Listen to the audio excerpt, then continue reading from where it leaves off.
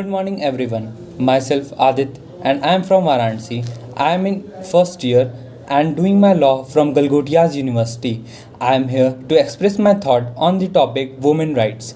Before starting my topic, I would like to introduce Women Power Society. Women Power Society is a non-political and social organization, and it has nothing to do with any political party. This organization is headed by Mrs. Monika Arora ji. At that time, this organization was working on a small scale, but after a few years, this organization is working on a very large scale. It is registered at a national level and is the main head of the Women Power Society. So let's begin with our topic on women rights. Feminism is a movement that has always stood up for women's rights. It recognizes the ideas that individuals are treated differently based on the biological identities, and there still exists a dominance of the male gender no matter what the environment is, be it a school or work. Women are treated in a subordinate manner. Across time and culture, women rights movement have changed in form and perspective. Many argue for the notion that women rights are in the domain of workplace equality. Still, may say that even domestic equality is in the niche of women rights. There are exceptional circumstances, like in the case of maternity leave, that women require unique treatments. In the USA, the concept of maternity leave came up long back, and nowadays the ideas has reached to the developing countries.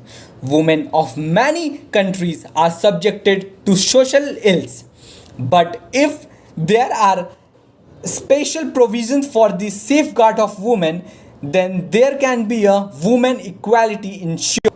The history of women rights movement could be traced back to the 1700s and 1800s. The first ever convention to take place in a favor of women's rights was in Seneca Falls, situated in New York. Later, the Marriage Protects Act of 1855 by Lucy Stone and Henry Blackwell advocated the rights of women. They protested against the laws that bound women in her husband's control and supported that women should have their own identity and should exist outside the control of their. The National Organization for Women, or more commonly known as now, was another step forward in women rights movement. It took place in 1966 and were entirely based on the idea of equality. The organization wanted to provide equal opportunity to women so that as human their full potential could develop. In 1979, a United Nations Convention took place for discussing women's rights. The main focus this convention was to take suitable measures for removing all discriminations against women, which was a significant step forward in the women's rights movement.